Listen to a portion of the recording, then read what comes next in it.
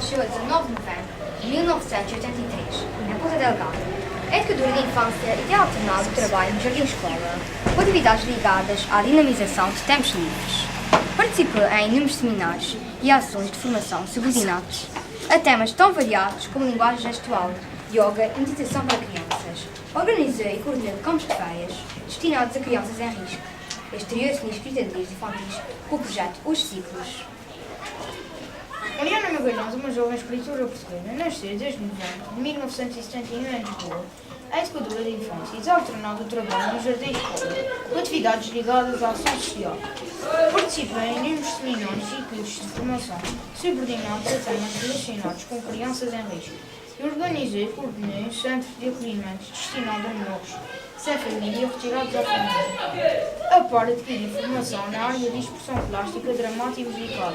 Integrou o grupo de teatro A Boneca de Trapos e estreou-se na escrita de livros infantis com lendas dos Açores, seguidos do projeto Os Ciclos. Agora vou falar um pouco sobre as obras das duas escritoras aqui presentes. Alguns livros: Ciclo do Mel, Ciclo de Pão, Ciclo do Azeite, Ciclo de Leite. Outras obras de Mariana Magalhães: A Lenda das Sete Cidades, O Pirata das Ilhas de Peru. Com a ideia de escrever a coleção de livros Os Ciclos surgiu. Esta resposta foi-nos dada por Mariana Magalhães, que juntamente com Cristina Cantal, ao procurarem algum material que enriquecesse as suas aulas, concluíram que não havia no mercado. Por isso resolveram elas próprias fazerem uns livros que pudessem contar um pouco os ciclos. Cristina Cantal e Mariana Magalhães estiveram no Parque Atlântico, em Ponta Delgada, para promoverem os seus novos livros. Bom dia a todos. Bom dia! Estamos muito contentes por estar aqui na vossa Semana da Leitura. Ouvimos dizer que são um grupo muito interessado, que gostam muito de ler, que se interessam por estes assuntos dos livros. É verdade? Sim, sim. E também é verdade tudo o que estes três amigos vieram aqui dizer sobre nós. Estão muito bem informados. E então nós hoje, estavam por feio que eu não vejo toda a gente, que eu gosto sempre de ver se está tudo como está a dançar. Tudo o que disseram é verdade e nós vinhamos falar um pouco de como é que começou essa nossa aventura da escrita. Realmente a minha primeira experiência foi com a Lenda das Sete Cidades e com os Piratas de Bruma, que escrevi com duas colegas, e que vocês já provavelmente conhecem, escrevi com duas colegas enquanto estávamos a tirar o curso em Lisboa, o curso de Educadora de Infância. E então havia uma disciplina que se chamava Estimulação para a Leitura. O que é que isso quer dizer? Quer dizer que nós tínhamos que arranjar estratégias, tínhamos que arranjar coisas que fossem apelativas para as crianças com quem a gente ia trabalhar no futuro se interessassem e que gostassem de ler, se interessassem por livros e gostassem de ler. Nessa altura tivemos que fazer um trabalho e eu, juntamente com duas colegas que também viviam nos Açores, achámos que era giro dar a conhecer a Lenda das Sete Cidades, que cá toda a gente conhece, mas lá em Lisboa ninguém sabia ao certo e algumas pessoas nunca tinham ouvido falar, nem nunca tinham vindo aos Açores. Foi uma maneira de levarmos os Açores até aos nossos colegas lá no continente e, como a disciplina se chamava Estimulação para a Leitura, nós escrevemos a lenda, que vocês conhecem e também a podem escrever, porque há muitas maneiras de escrever uma história que é uma lenda, e foi o que nós fizemos, escrevemos à nossa maneira, e depois, para as crianças se interessarem mais ainda pela leitura, resolvemos escrever a mesma lenda, mas em forma de peça de teatro, e no fim fizemos um jogo de tabuleiro, onde tinha algumas perguntas para ver se as crianças estavam ou não com atenção às histórias e às informações que estávamos aqui neste livro. Na altura, fizemos este livro, tivemos a ajuda do meu pai que fez estas ilustrações, foi tudo assim, e depois houve um editor que se interessou e resolveu passá-lo para livro. Na altura, depois o editor perguntou se nós gostaríamos de continuar a fazer uma coleção com lendas das 9 ilhas dos Açores. Esta é uma lenda da onde? Qual é a ilha? São Miguel, claro. E então resolvemos ir investigar, assim como estes amigos foram investigar sobre as nossas vidas e que não sabem nessas coisas, que a gente nem sabe onde é que foram buscar essas informações. E na altura resolvemos fazer uma lenda da Graciosa, que é uma lenda sobre piratas, também engraçado, e resolvemos também fazer a peça de teatro e uma canção. Em vez de um jogo, fizemos uma canção. E é uma lenda de outra ilha. Depois a vida Levou-nos, nós éramos 3, sou eu e a Mariana e a Joana, cada uma com vidas, com filhos, com trabalhos diferentes, em circuitos diferentes, e tornou-se difícil conseguirmos juntar. E então, a pouco e pouco, foi ficando este projeto um bocadinho arrumado na gaveta e a coleção acabou por ficar só com estes dois. Isto já tem, se calhar, já sou mais velhos que vocês. Depois, passados uns anos, conheci a Cristina na Colmeia, que é a nossa escola, a escola onde nós trabalhamos. E realmente sentimos a necessidade de resolvermos, porque nós somos educadoras, trabalhamos com crianças pequeninas, e tivemos uma turma de alunos de 5 anos onde quisemos ensinar-lhes o ciclo do mel, porque é colmeia, abelhas, e achámos que era interessante os nossos alunos ficarem a saber como é que se faz o mel. Então fomos investigar, fomos para a livraria, ver se encontrávamos um livro giro que nos ajudasse a dar aquela aula, fomos à biblioteca, fomos para a internet e não encontramos nada assim que realmente nós dissessemos, olha, aqui está uma história gira que ensina o ciclo do mel. A Cristina tem um pai que é apicultor, trabalha com abelhas, e então trouxe os patos todos, os quadros, mostrou lá o material todo com que trabalha o apicultor. Fizemos uma aula tão gira e os alunos ficaram tão entusiasmados que resolvemos escrever um livro, já que não havia em lado nenhum. Assim como nós sentimos esta necessidade, se calhar vai haver outros professores, outros educadores, outros alunos que podem tirar o proveito do trabalho que nós fizemos aqui. Então resolvemos fazer um texto e tal como a experiência nos dizia no nosso curso e da nossa experiência, que realmente para estimular as crianças e os jovens para a leitura, para além de encontrarmos as palavras certas, de contarmos a história de uma maneira que achamos que possa ser interessante, gostamos sempre de acrescentar mais qualquer coisa sobre cada tema. Então decidimos que nesta coleção, para além de explicar o ciclo do mel, no fim tem sempre também uma peça de teatro, uma canção, uma lenga-lenga e uma canção. E algumas outras sugestões. Na coleção dos ciclos tem todos. Na altura, enviámos este texto a um editor de Condinha, gostou nessa ideia, mas que nos disse assim, eu quero lançar este livro como uma coleção e, portanto, que outras propostas é que vocês nos fazem?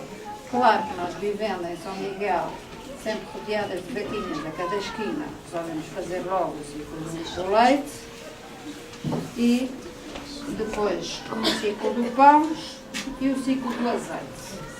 Estes 4 livros saíram em simultâneo, todos ao mesmo tempo. Na altura ficámos a aguardar, o editor ficou a aguardar e ficámos a ver o que é que acontecia. Porque uma pessoa que investe para fazer um livro tem que depois ver se vende alguma coisa ou não, não é? Não fica cheio de livros em casa e depois não consegue vender, então não se faz mais. Nasceram os 4 ao mesmo tempo e foram muito bem recebidos por público. Escrevemos imensos livros. E então o editor um dia telefonou-nos e disse, olha, os vossos livros não vendem muito bem, e se agora, em vez de fazerem uma coisa sobre a alimentação, como trabalham com crianças assim novinhas, e está-se a aproximar o Natal, porque é que não pensam numa história que tenha a ver com o Natal?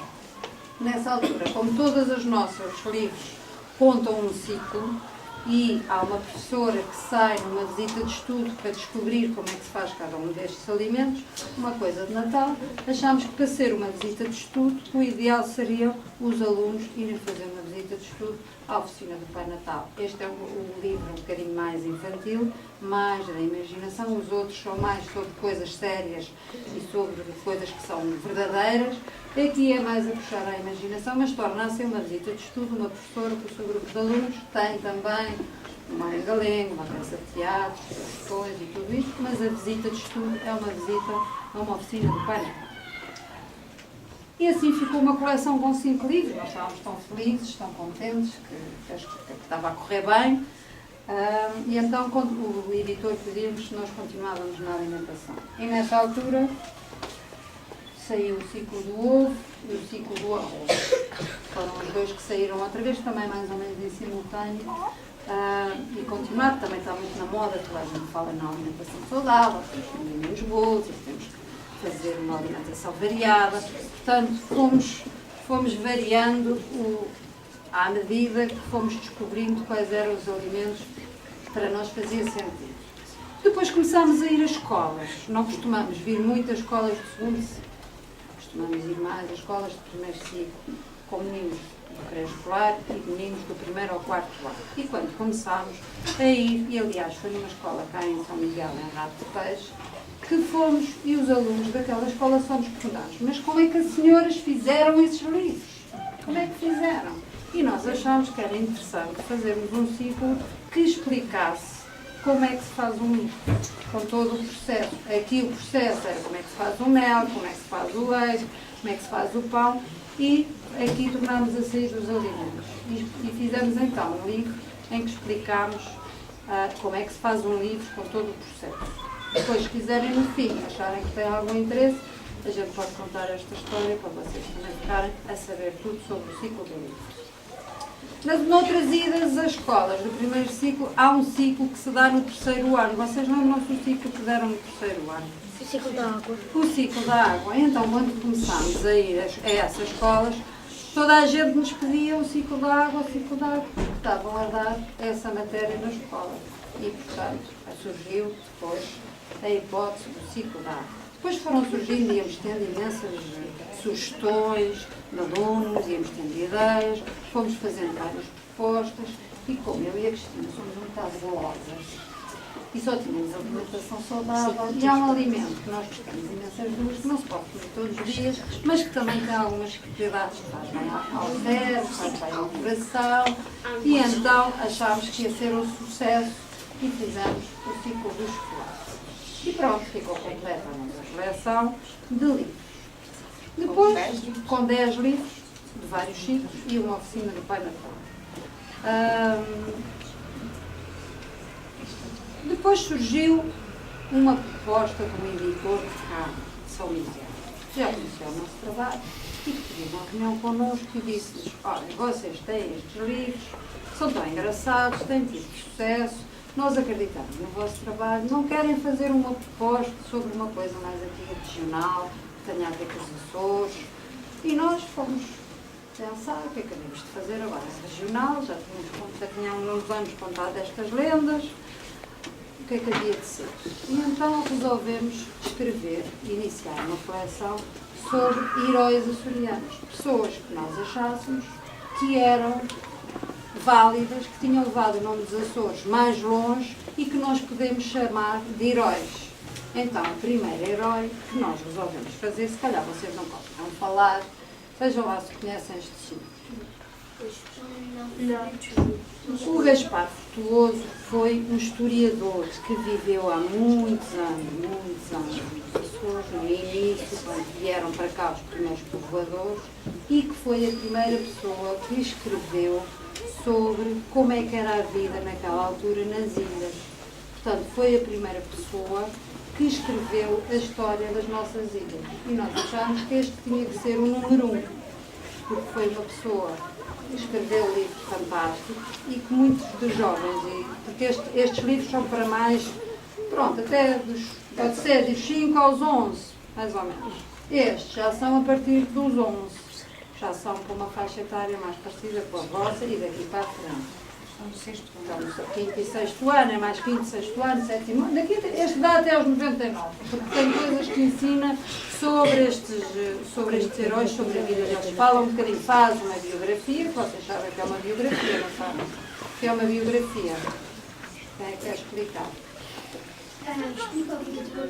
Explica a vida de uma pessoa e depois conta, faz um reconto neste livro específico. Primeiro fala sobre a sua vida, faz uma pequena biografia e depois faz um reconto de algumas histórias, porque naquela época ele escrevia um português um bocadinho diferente do que é agora, e a escrita um bocadinho pesada, que até nós algumas coisas nos custou a ler, porque era livro um bocadinho pesado. Então fazemos o reconto de algumas das histórias que ele contou sobre a vida nas 9 ilhas dos Açores. E depois no fim pomos mesmo um bocado de um texto, que é uma cópia, portanto, que faz mesmo com as palavras que ele escreveu para os jovens e para as pessoas que não conhecem a obra de Gaspar Frutuoso ficarem a conhecer como é que escrevia naquela época. Depois achámos que para a coleção se tornar interessante para jovens da vossa idade e para ter pessoas do antigamente e pessoas do presente, queríamos um herói que fosse mesmo apelativo. e que tivesse levado o nome bem longe no planeta. E achámos que se calhar o desporto era uma boa ideia. Exatamente. E foi assim que surgiu o livro do Paleta, que também conta, neste caso o Paleta não é escritor, foi um herói de uma maneira diferente, conta um bocadinho da vida do Paleta, onde é que ele estudou, onde é que nasceu, quem é que namorou, quem é que casou, quem teve os filhos, depois sobre a sua carreira e depois algumas histórias que ele nos contou, os momentos mais difíceis da carreira dele, os momentos de glória da carreira dele, mas também no fim, durante o livro, achámos que era engraçado entrevistarmos uma série de pessoas que fazem parte da vida dele, entrevistámos os 3 filhos, entrevistámos a mãe e o pai, e cada uma das pessoas, entrevistámos um grande amigo que é jornalista, e cada um deles contou-nos uma história sobre a vida dele. Ou como é que via o pai, como é que via o filho, ou por exemplo a mãe e o pai contaram histórias engraçadas de quando ele era mais novo. E foi assim que nós fizemos o livro sobre este herói que toda a gente gosta imenso também e que estimamos. Temos agora 2 que estão a ser acabados. Já entregámos o texto, porque nós só escrevemos o texto. Vocês sabem disso, somos as escritoras, os autores, só escrevemos o texto. Já entregámos o texto do Roberto Evans, e foi um grande explorador e que até tem uma escola cá em Ponta Delgada, o nome dele, e um explorador da atualidade, que vai ser outra vez um dos antigos e um dos atuais, e um explorador chamado Genuíno Madruga, que se calhar vocês não sabem quem é, mas que foi um senhor que deu a volta ao mundo em solitário, ia num barco sozinho e fez a volta todo ao mundo, passou um cabo Horn, que é um cabo muito difícil, que os navegadores têm muita dificuldade em passar, e ele fez esta volta, foi o primeiro português a fazer essa volta ao mundo, e foi o 10º a nível mundial. Portanto, só 10 pessoas até ele fazer é que tinham conseguido fazer aquela viagem, e também levou o nome dos Açores. E Vitória, Vitória, disse a professora Tita com um sorriso. Acabou-se a história. Responderam os alunos em coro. Gostaram? Sim, disseram todos. Como se chama a pessoa que fez o livro? Perguntou o Rodrigo. Não basta uma pessoa para fazer um livro. Ora, reparem na capa. Está aqui o nome de quem escreveu a história, o autor, e o nome da pessoa que fez os desenhos, o ilustrador. Também figura o nome da editora que publicou o livro. Tanta gente, nunca pensei, estranhou a Inês. E ainda há mais pessoas envolvidas, explicou a professora. Para ficarem a saber tudo, o melhor é seguirmos a pista que conduz ao livro, desde o princípio. Querem? Claro! Onde é? Perguntou Francisco. Bom, então começamos pela Rua dos Escritores, que fica aqui no bairro, e podemos ir visitá-la hoje mesmo. A Rua dos Escritores era muito bonita, cheia de árvores, flores e casas baixas, com grandes janelas que permitiam observar o que se passava lá dentro, sem incomodar ninguém. Na primeira casa, estava um velhote de barbicha cinzenta, sentado numa poltrona xadrez. Escrevia à mão num caderno de folhas brancas. Shhh, não façam barulho, pediu a professora. Este homem é famoso porque escreve romances de amor. Na casa seguinte, através de uma janela redonda, viram 2 raparigas a trabalhar diante de um computador, com um ar muito divertido. São escritoras de livros infantis. Mais adiante, depararam com um casal que trabalhava em conjunto. Ele estava em frente a um teclado e tocava uma bela melodia. E ela recitava uma poesia. Estão a preparar um livro com poemas cantados, explicou a professora.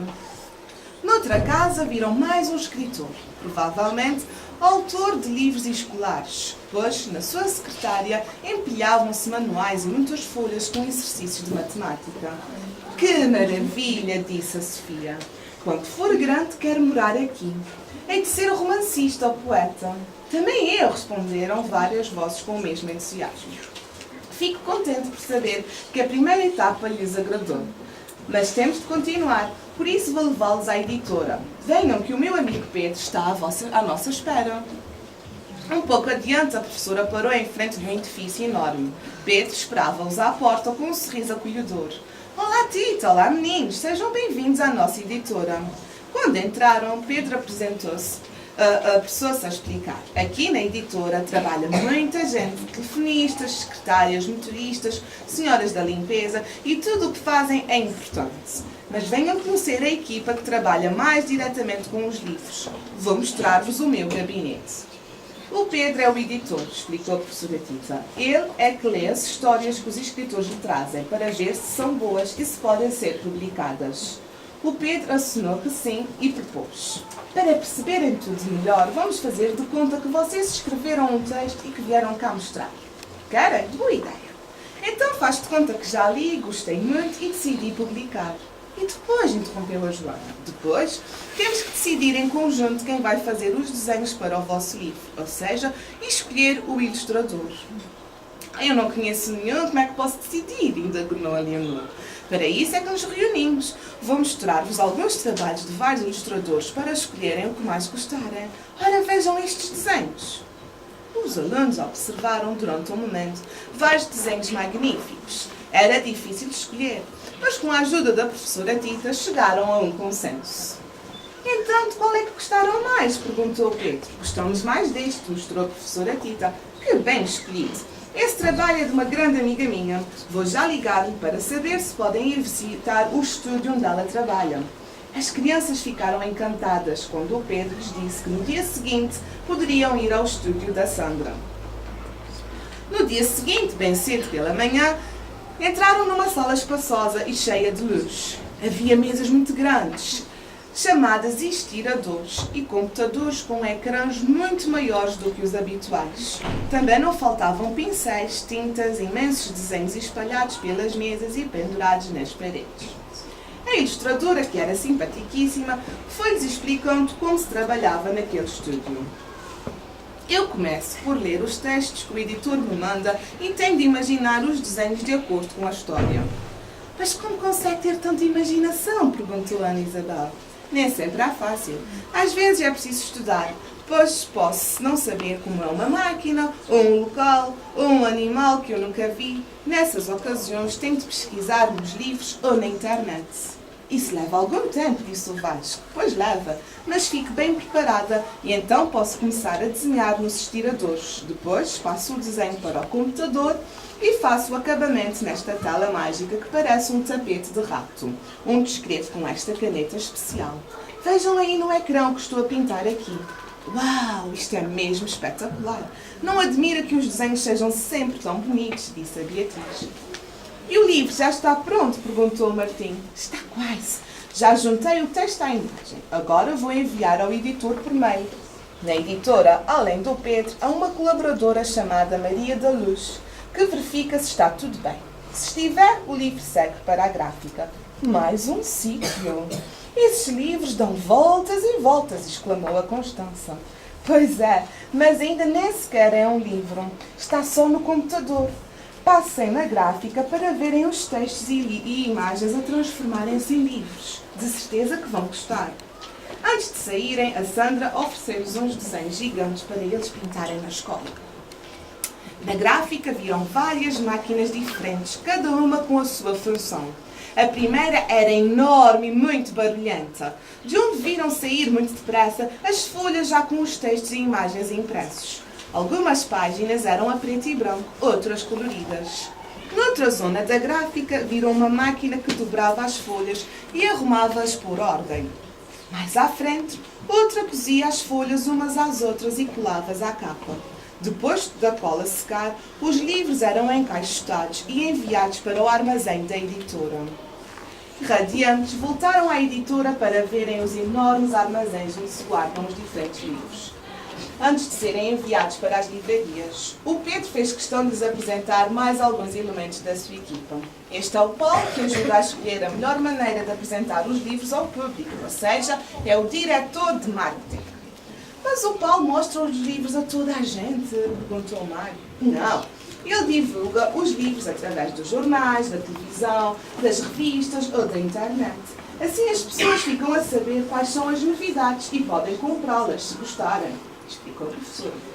Ali vai a Marta, carregada de livros, porque o seu trabalho é ir às escolas mostrar os livros às professoras.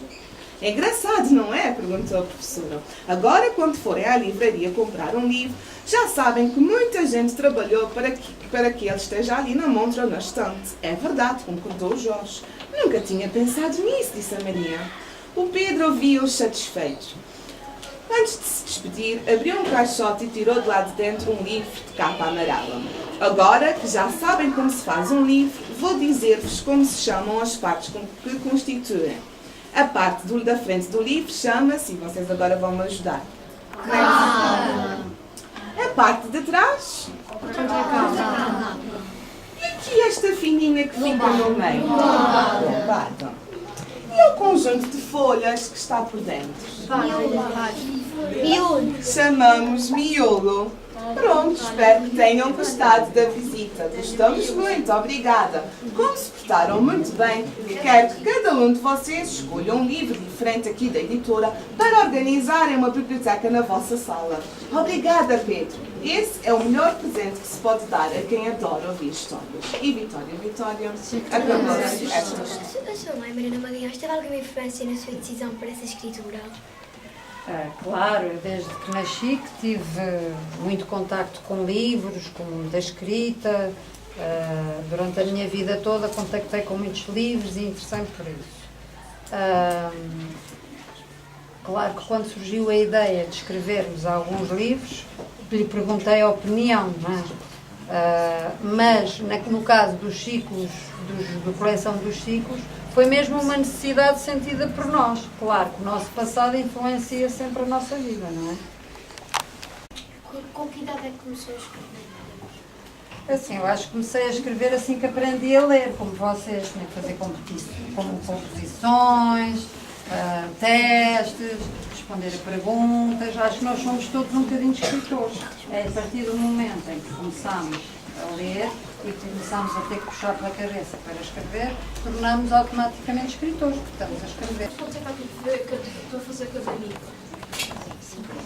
Isso varia. A nossa parte de escrita normalmente não leva até muito tempo, porque nós quando nos sentamos para escrever já temos as nossas ideias, já sabemos o que é que vamos querer fazer, uns levam mais tempo do que outros, mas o que leva mesmo mais tempo, efetivamente, é a parte da gráfica, é a parte da ilustradora, de juntar as imagens com o nosso texto, depois ir para a revisão para ver se está tudo direitinho, e depois vai para a gráfica, às vezes tem que esperar porque há muitos outros livros a sair e nós temos que aguardar, porque é mesmo assim, e por isso o tempo pode variar. Um livro pode ser feito num mês, como em 6 meses, varia.